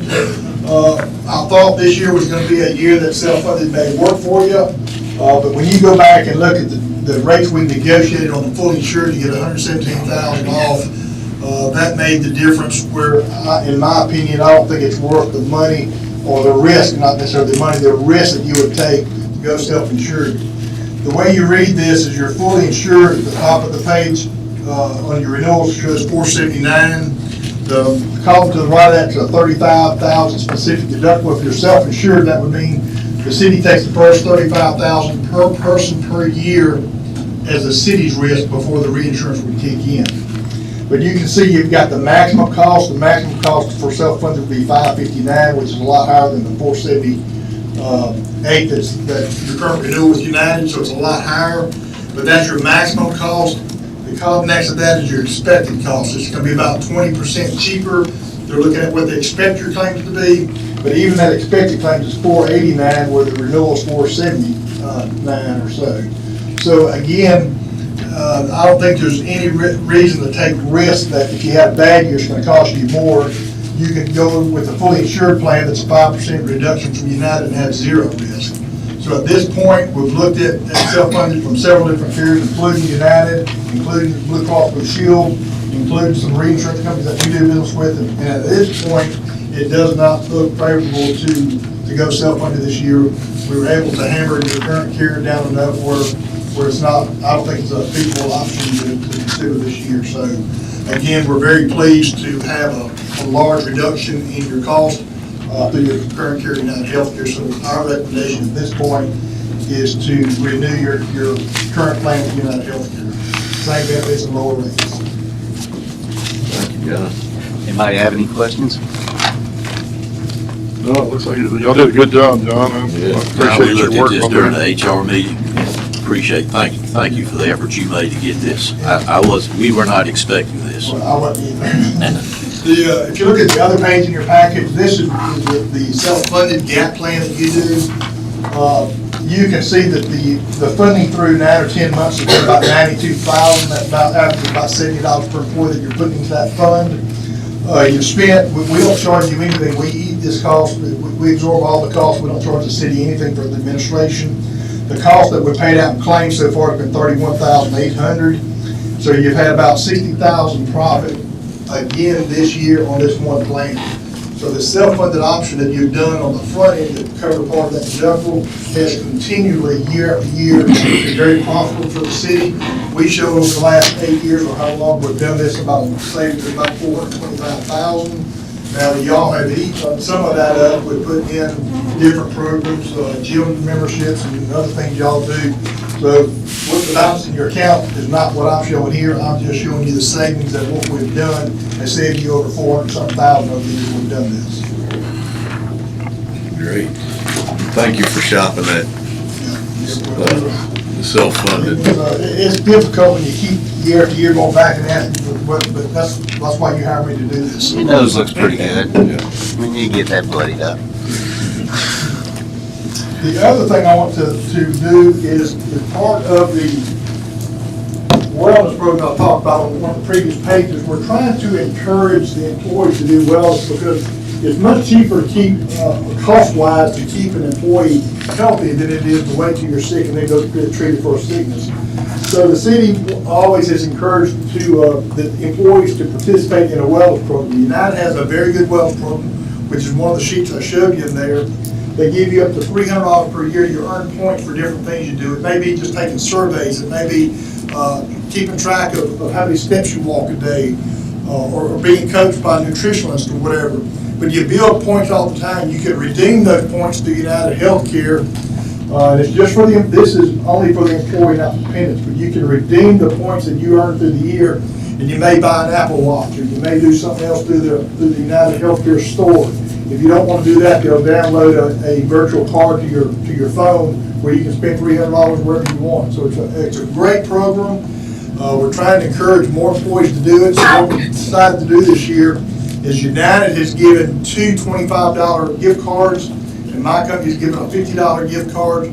So those that went in and registered to participate in this wellness program, United sent Mindy a list of all the employees that at least went and registered. They may or may not use it, but at least they registered. So we're going to have a drawing tonight for 3 gift cards for the employees that did go and register for this wellness program. So I'm going to put out 3 names. I'll hand it to Mindy and she can read them out. key person. The first one is in the police department, Christopher Saccarato, for $25. We'll do another 25.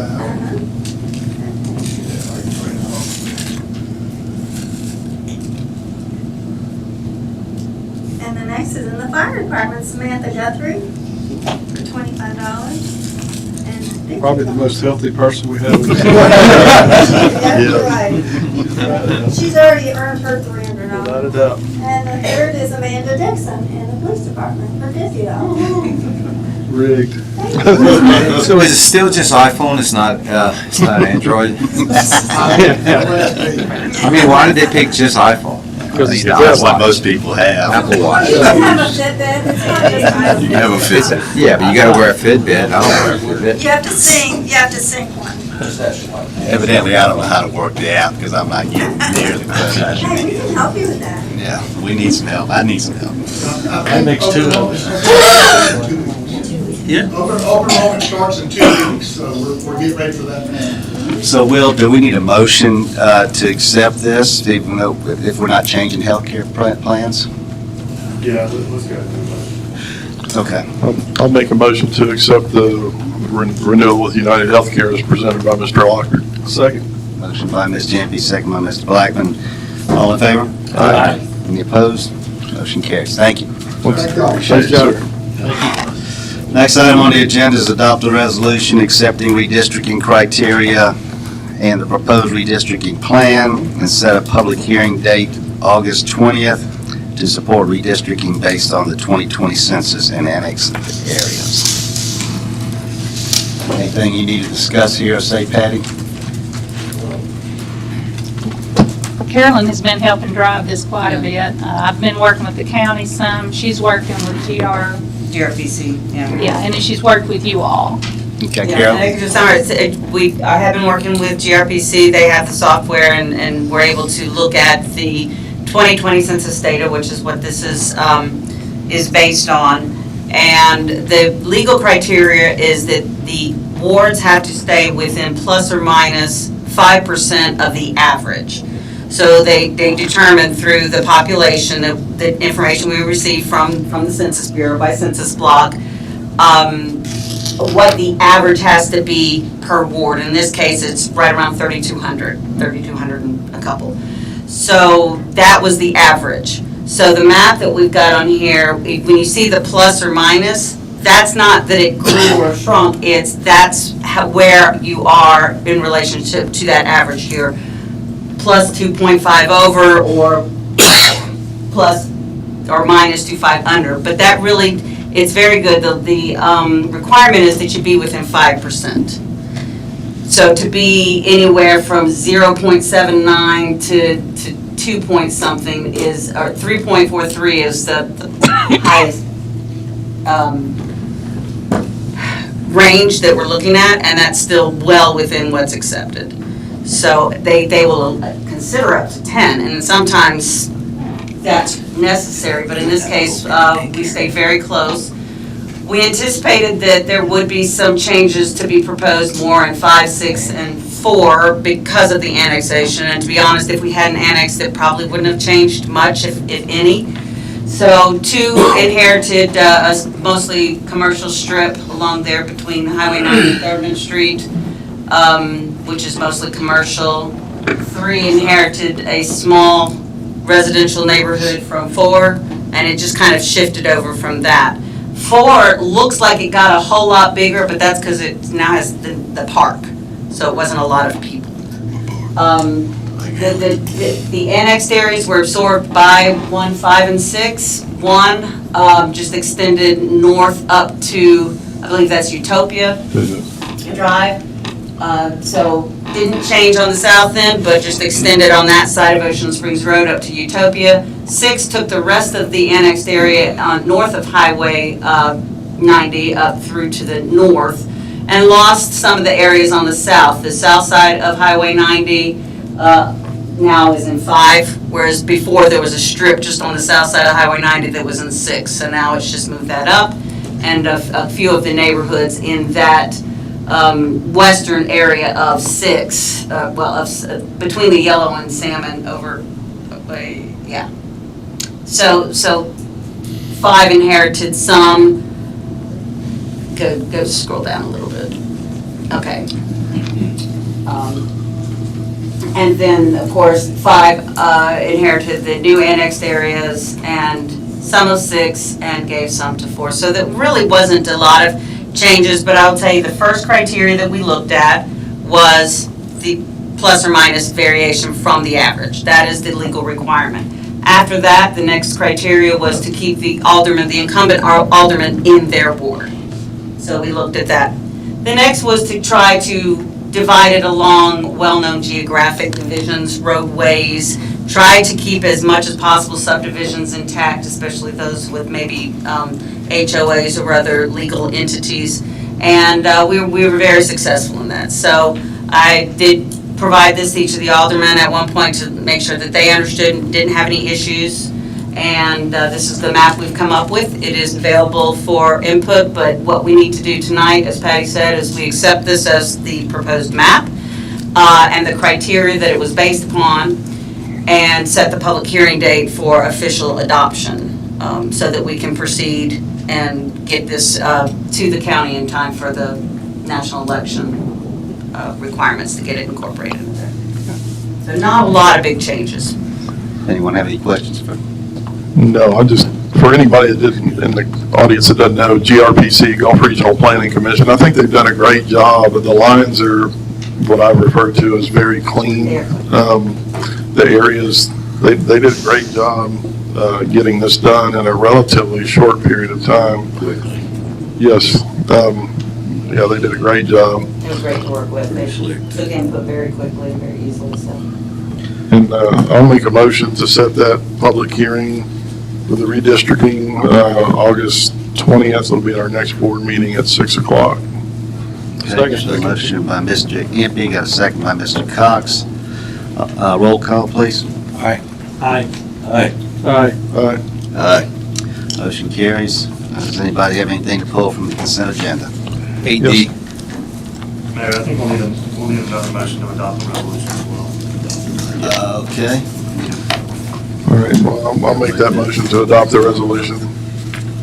Got a motion by Mr. Impey, second by who? Mr. Blackman. Okay. Roll call, please. Aye. Aye. Aye. Aye. Aye. Aye. Motion carries. Need to pull item R and item T, Mr. Mayor. R and T And D. D. Is that D, right? Yeah, D. D, R, and T, right? All right, I'm making a motion to accept the consent agenda with the exception of items D, R, and T. Motion by Mr. Impey, second by Mr. Wade. All in favor? Aye. Motion carries. Okay, we'll take them in alphabetical order. Item D is authorize the mayor and the Arts and Culture Coordinator to execute a memorandum of understanding and hold harmless agreements with Joshua Mitchell and Matt Schnack. Okay. All right, so first we can, I'll make a motion that we approve the MOU for Matt Schnapp. What is that? That's the guitar. Guitar instructor. I'll second it. Motion by Mr. Aldermen, second by Mr. Cox. All in favor? Aye. Motion carries. The second one, with Joshua Mitchell, I was looking over the MOU, and it's the same one that you have basically for everybody else, and I'm not personally interested in leasing out the kitchen for lunches and catering outside the Mary C. Now, we discussed, and I still have this list on things that he can do for inside the Mary C for catering events inside, but until we can spell out what that is, I'm gonna make a motion that we deny that one. A second. Until you can spell it out exactly what the partnership is. It's just programming and events. And what does that include? That doesn't include catering or the lunches or anything like that. It's culinary classes. Only, no lunches. He's not gonna be using the kitchen to do outside cater? And he's not leasing the kitchen.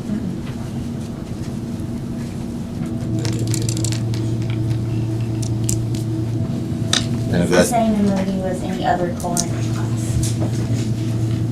then if that's the case, I'll make a motion that we approve it. I'll second. Motion by Mr. Alderman, second by Mr. Blackman. Any discussion? All I in just, favor? well, I just wanted to clarify that moving forward, that he's not gonna be doing that. Yep, I get it. All right, all in favor? Aye. Any opposed? Okay, motion carries. Moving to R. Authorize employment of Connor Jarrett, drainage truck driver, step 2, $17.53 hourly rate, effective August 7th, 2024, 1-year probationary status, pending successful completion of pre-employment requirements. He withdrew acceptance of the position, so Okay? we don't need any Happened there, action on okay. our. And the authorized employment of Eric Neely. We withdrew our offer on that particular individual. Okay, nothing to act on there then. Okay. Anyone have anything to pull from the docket of claims? Is there a motion to approve the docket of claims? So move. Motion by Mr. Alderman. Second. Second by Mr. Wade. All in favor? Aye. Motion carries. Anyone have any questions about the monthly budget report? Make a motion, we approve the monthly budget report. Motion by Mr. Alderman. Second. Second by Mr. Blackman. All in favor? Aye. Aye. Motion carries. Authorize the mayor to execute a MOU with Firehouse Subs, Public Safety Foundation, Inc., funding agreement award for a total of $34,795,000. This is for your po' boys every day or what? Yeah. Is that how much money they collect off of rounding up? Where's Ryan? Is he here tonight? Oh, there he is. You want to talk about this a little bit? Yeah, so just real quick, just as we always do, we assess our equipment over time, and one thing that we've learned quickly is that, let me back up a little bit, we have 3 sets of jaws of life across our department. One, we do have one set, currently have one set of e-tools. The other 2 sets we have are what's considered as line-driven, low-pressure systems, and they just aren't efficient when it comes to forcible extrication in modern-day construction vehicles.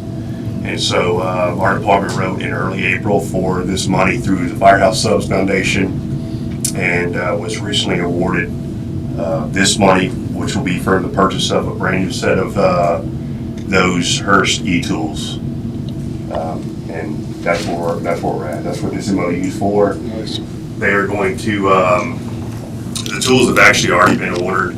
We're going to do an ACH transfer to the city, and we're going to buy them that way. But this is going to really improve our, I guess you can say, our efficiency, especially with this newly annexed area. We're taking out a lot of rural roadways, a portion of the interstate, and so this is, as I mentioned, going to create some great efficiency for us when responding to motor vehicle accidents and also forcible entry during, hurricane, search and rescue, that kind of stuff. Okay. Any other questions for me? I think that's great. No, that's awesome. Is there a motion? to I make a authorize motion, we execution? authorize the mayor to execute the MOU with Firehouse Subs Public Safety Foundation, Inc., funding agreement award for a total of $34,795. Motion by Mr. Blackman, second by Mr. Cox. All in favor? Aye. Motion carries. Guess you should always round up. Always. Finance, consider a request from Norwood Church for a refund of rental fees paid for 8 Sundays from July 7th to August 25th. Stephen, you want to explain that? Yeah, they vacated the building earlier than expected. They left it the way they found it and agreed to all the terms that, even prior to when I was park director here. So I don't have a problem with it, but that's your gentleman's. I sent y'all several emails regarding it. Well, and Did All good. they threw the intercom Well, system there was an email today about The sound system Came out of stayed? Robert's office. Okay, she said vacated. Okay, I thought that's what the agreement was. Broken lease. I mean, you had some options if you didn't want. They did make upgrades to the building. Yeah, I'd say you give it back. They've been a pretty good tenant throughout the years that they've been New with sound us. system not up, it's up. Yeah, a nice one, a nice one. I make a motion, we go ahead and allow the refund for the rental fees they didn't use. Motion by Mr. Cox. And then just to clarify, that would be for a refund for all of the days that they did not use the facility. It's like $2,400, I think. Correct. Okay, motion by Mr. Cox. Second by Ms. Papania. All in favor? Aye. Any opposed? Motion carries. General public comment. The public is invited to address the board for up to 3 minutes each for a maximum period of 30 minutes. Only 2 speakers will be allowed per side of each issue. Please identify yourself before speaking. Yes, sir. James Lewis, 805 Canebrake Drive. My concern is the sidewalk project that we shut down the street, I think it was the 17th of June through the 1st of July. And then they did a lot of work out there. And all of a sudden they were out there and their working bees were there, and all of a sudden it just disappeared. And they came back and they're doing some work and they disappeared again. When is the project going to be completed? The project is 95% complete at this point. They had material issues getting material for a couple of weeks. They got it in, they've completed all the work. There's some cleanup to do, and there's some area between the road and the sidewalks that have to be graded. And then there's a little additional road work that'll be done at a time that's appropriate when they can close half a lane without disruption to school traffic. And that's where we're at with it. Okay, if you got a drop off point there between the road. I know they. I just said they're gonna fix the grading there between the roads. They got that as a thing they're doing here in the next week or so. Okay. Also, the traffic flow on government MLK, I don't know if people are aware of it, but when that bistro place goes back there, get that 18-wheeler there, because I tried to turn going north, and I got a big 18-wheeler sitting in the northbound lane. And then sometimes when Broom's truck comes, it's sitting in the middle lane. And we got all this traffic jam that's going in on Government Street and MLK. And we're talking about going back in and doing something else as far as the Pearson property, and that's going to be a bigger traffic jam. Thank you. Thank you. Anyone else like to address the board? Public comment? Yes, ma'am. I've been busy, y'all busy? I just had a couple of questions, and I don't know if they follow the agenda or not. I'm sorry, I'm This is Amy not- Carter, this is not and I live agenda at items. 131 Arbor Vista Drive. Sorry about that. So my question is actually about the Waterview Preservation District. And I was hoping that when we were talking about variance and setbacks and all that interesting stuff, that I might be able to just ask these questions. In that Waterview Preservation District, I noticed that the area bounded by Porter Avenue, Front Beach, Hillendale, and Cleveland are excluded. Is that correct? Thank you. That means that any height restrictions that might apply to the Water Preservation District do not apply to that area? Does that also mean multiple parking facilities do not apply to that area? I want to make sure that I answer your questions correctly. Sure. So if you could email me at the office, I can answer you in writing. The ocean, it is not in the Ocean View Overlay District. It's Zone CH, so they do have a height limitation based on their zoning. They are required to provide a buffer. If they develop that property, they're required to provide a buffer to the adjacent single family. But if you want to send the information, I can type it up and give you the proper, it's just I'm not comfortable quoting 379 pages off the top of my head. Oh, I understand. I tried reading some of it today, so it was not Yeah. fun.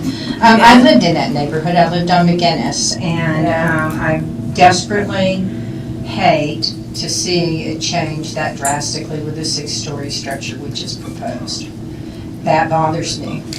That bothers me that would be the entrance into our city. Thank you. So I wanted to bring that up, and I did want to say that the property north of 90, we've tried to develop that for a while. I wrote a business plan for that property being developed back right before Katrina, probably in 2003, and it was shot down faster than we could get the ink dry on the paper. So, and it was shut down for the same reasons. People in Lovers Lane and the area over there were concerned about marinas there. They were concerned about the damage to their property in case of hurricanes. They were concerned about whether that waterway could manage any type of marina structure there. And then, in fact, we had Katrina, and all their properties were damaged already, but they probably would have been more severely damaged had that structure been there. And I just wish that we would think more about that. And then finally, I wanted to give the benefit of the doubt. So I love to drive down Front Beach, and I drove down Front Beach, and the closer I got to the area in question, the more congested it became. The traffic was terrible. Going around the curve from Front Beach to Porter was full, and I just don't see how we can justify developing that area to the extent requested in good faith. Thank you, guys. Thank you. Anyone else who would like to address the board? Well, I had Julie up on 303 Front Beach. I had 3 things I was gonna cover, but had decided I wouldn't mention the water view, but being it got brought up, we've been reading on it. It appears that property is not in the ocean view, but it is in the water view, if you read the ordinance. So it's limited to 50 feet is what I read. And a few other people read it also and read it the same way. Also, I was gonna question whether, I don't know when that property was zoned commercial highway, but I'm just wondering if that was incorrect zoning from the beginning. I mean, there was a house there before. It's on, it sides on Porter Avenue. Most of Porter is CMX1 or residential. Cleveland is behind it, which is residential. Hillendale and over is residential, and all the way along Front Beach Drive is residential. So maybe this was a mistake zoning this CH at one time. So that was my first item. My second item was the Planning Commission. We saw what happened, that Ward 3 was left without a commissioner. And if you read the ordinance, it does say there's supposed to be a commissioner from each zone, and they're supposed to be chosen from applications. I understand you gave a time the application had to be in. If you would not have gotten any applications, none from 3, none from 5, none from 1, what would you have done? You would either re-advertised it, or you would have let the aldermen go to people in their wards and say, please put in applications. You're supposed to choose from an application, is what the ordinance says. Instead, you chose to put a developer-friendly person in there who, at any time, anyone that comes before the Planning Commission can be his client the next week. So I really think you guys need to look at the ordinance with that and give Ward 3 their commissioner. And I guess the low number of applications is probably due to advertising. It's advertised on social media. There's a lot of people that are not in social media, and very few people go to the city website. I mean, some of us do, but probably just a handful of people go there. It might be a good idea to put signs up in the wards when there's an open position for different commissions, different entrances to those boards where people will see it. And real quick, I guess I'm out of time. I'll say that for another time. Thank you. Thank you. Anyone else?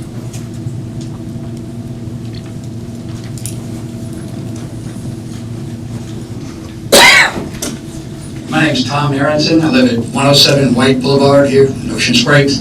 And I have a kind of a request for everybody in the room, more or less. This is about the moving the building, the Public Works Department from Pine Street out on Highway 90. I read an article this week and it reminded me that we've never done a traffic study, a feasibility study.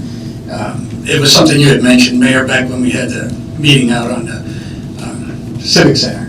And real simply, I think we're losing an opportunity here for the city.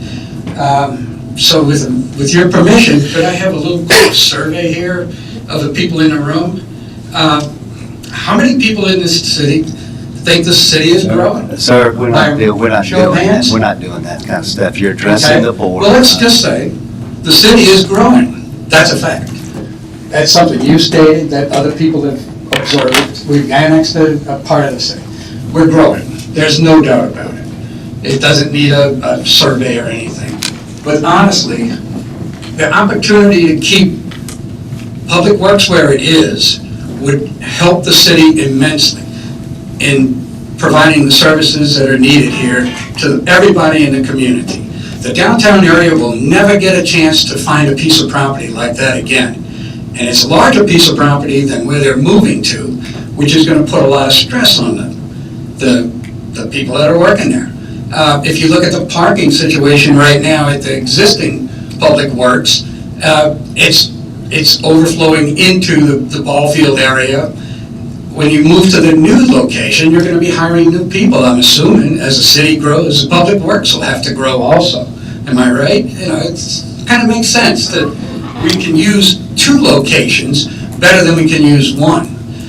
Most of the activities that happen in the downtown area that require the Public Works to be involved, maintenance, they take care of all the beautification of the downtown area, lighting at Christmas, festivals, all of the barricades for parades, for anything that's going on. That piece of property will never come back to our use as a Public Works facility. If we do a little bit of rehab on it instead of a demolition on it, I think we'll have a lot more success in serving the people of the city of Ocean Springs by keeping it alive. A little bit of paint and powder could go a long way, as opposed to having to rehab the property itself. And I know when I talked to Mr. Papania, when we had the picture up on the wall down at the Civic Center, he said, that is just an image of what things could be. It could change. In 10 years, it could be something completely different. In 2 years, it could be something completely different. And I'm just asking the city to consider this as a possibility to really, you could take some property along Pine Street. Oh, time's up. I'm sorry, my 3 minutes are fast. Apologies. So you talked about a study. Well, the question was a cost analysis. Had we done a cost analysis on this piece of property? And my answer was, we did not do a cost analysis on it because it was for public use. And I didn't think we needed to do a cost analysis on it. But what the person who posted that on Facebook did not tell you or do, she did not read down the article to finish my second part of that question, was that we don't need a cost analysis on it because the project is being funded almost 100% by state funds. So out of the $8 million, we probably are going to have $8 million worth of state funds to build that. So there's no reason to do a cost analysis. Okay, well, in that... That's it. I just wanted to clarify that. So you're out of time. May I answer your statement with a question, just a simple question? Is some of the money that's allocated from the BP funds going to go to demolishing the Public Works Department that exists right now? We don't know that yet. It's Well, but it's a serious question. there's gonna be a little bit left over, $500,000, something like that. Do you think that'll probably. be enough to cover the Yeah, demo I and think it rehab will. of the property? Yeah, I think it will. The new site is gonna be designed a lot better to operate a lot more efficiently than the current public works site. Okay. And that current public works site is gonna turn into green space with parks and recreation. That was what was proposed. That's what's proposed. What I'm suggesting. I'm over with this debate here, this conversation. You can come back next week and the next meeting, if you want to get another 3 minutes. You get another 3 minutes. Thank you. Okay. Anyone else would like to address the board? Okay. Moving on to mayor and alderman's forum.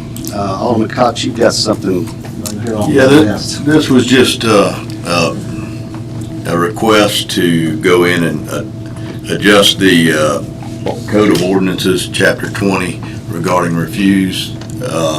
It's been brought to our attention that what we are advertising with our garbage ordinance is not what's on the Chapter 20. So we need to revise that to match what we're actually doing. So I'd like to make a motion to ask the attorney to review that and bring it into. What are you talking about? Yes. The garbage, the ordinance, Code of Ordinances, where we spell out what's for recycling and all of that, it's all wrong. We've got in our ordinance that we accept glass, we accept. But, so we need to adjust that ordinance to match what we're actually doing. Got it. All right, well, a motion. Yeah, that's a motion. Motion by Mr. Cox. Second. Second by Mr. Blackman. All in favor? Aye. Motion carries. You want anything else? No, we're on you. That's all I got. Ricky? I had something for the parks, but Steven, I'm gonna give you more because we gotta figure out how we're gonna stagger those dates on somebody rolling off. How many are we short right now? If we kept whatever we had? Probably three. There's three there, we got two storm surge, probably three with, You know how much time we got left there? I don't, Vicky does, she sent it to me, I just don't have the information. We really, I guess the conversation is we really gotta get, moving with a Parks Board again. So I guess what we could do, I'd like to make a motion that would, make a motion that would go out for, applications for the parks, and then we'll discuss the number. I'll second that motion. Motion by Mr. Hoffman, second by Mr. Cox. All in favor? Aye. Motion That's it. carries. I just got one question. How did the meeting go yesterday with the storm stuff? Good. Went well. Don't you think, Patty? Yeah, I think it went very well. I think bringing Public Works and everyone in together and deciding when we would call them, and we won't bring them in during the push. It was decided that Public Works is capable and the departments of the push. And then last time, we did clean up right away. The storm hit on Thursday, and I don't know if y'all remember, but we were rolling trucks on Saturday. We were. They did say that ideally that might have been a little fast, and I didn't realize that maybe you want to give a day or two more so people have more time to put stuff out before you start picking up. So that came out of it, but I thought it was very successful. If a storm gets in the Gulf, they're willing to come back and meet again to see if we've changed how we want to handle it, but I was very pleased. Now, where's our dumping yard now? We don't have one. We don't have one? Do have ways. So we don't have a place like for, if it was bad, where we'd bring all this stuff to? Well, Ricky, there was a We could bring it discussion. to the new Public Works site if it happens We do this that. year. There was a discussion, if we need to, we could have the guy that does that permitting. Now that we have annexed, we might have some more opportunity. So I told Alan and then we might want to go ahead and just let him, hopefully we won't need a place to lay stuff, but it wouldn't hurt to see now if there is an area since we've annexed, because we've got more to work with now. Okay. But we have to be permitted to do that. That's it. Okay. Hopefully we won't need any of that. I hope not. I hope not. I just asked the question. It was a good meeting. Ken? No, sir, I'm fine. Good. Okay. With that, we'll entertain a motion to recess. What about me? I mean, you ain't even looked at me. Ricky. Jeez, I guess he took my 5 minutes. Okay, I just have, I want to get an update on this ditch from Mitchell to Davison, Wheaton Court. What is gonna be the game plan? You I know, think it's been divided into 2 separate sections. say that again, what? We're working to, or the original quote was quite large, so we're working to see how to make it where, You turn this thing off, you turn it aside. I mean, do we have any idea, maybe when we're going to start it? What was the quote? we're trying to figure out what funding we're using to originally on bond. And Patty and Carolyn and I have a meeting on funding next week, so we'll figure it out. Please get on that. Yeah, that's. I'm sorry, Kevin, I did. That's all right there. Forward you, and then Ricky gave another question, so. I did Funding forget gets you. I moved apologize. sometimes because of different problems with MDOT and whatever, and so we need another meeting and come together and see where we're at with exactly what can go where. That ditch needs to really be addressed because the What one was the house quote? that's been flooded. For just material was $260,000, for labor was $187,000. Can't do that.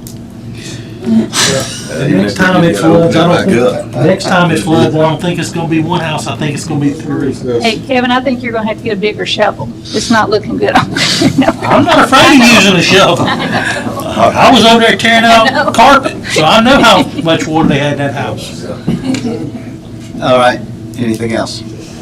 We have chilling with the Chiefs on Saturday at Little Children's Park, so kids can come and meet our new chiefs from police and fire. I think it's popsicles, so that's fun, so if you're available, it'd be cool for y'all to come out as well.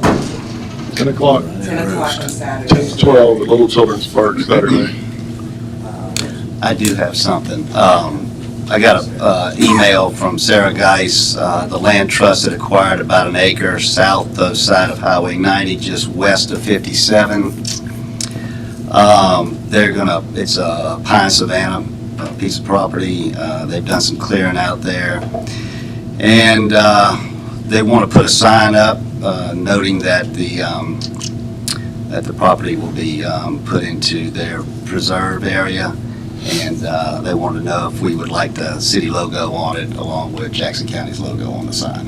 It's on the south side of Highway 90? On the south of 90. Yeah. Like at the corner of 57 and 90? No, it's closer to, it's all arranged. Oh, okay. That's kind of an odd That's spot. wetlands too. So y'all have a problem with putting the city logo on that sign? Okay. That's it. It'll be like our urban forest. Make a motion to recess to August 20th. Okay, motion by Mr. Stampy. Second. Second by Mr. Wade. All in favor? Carries. Man, we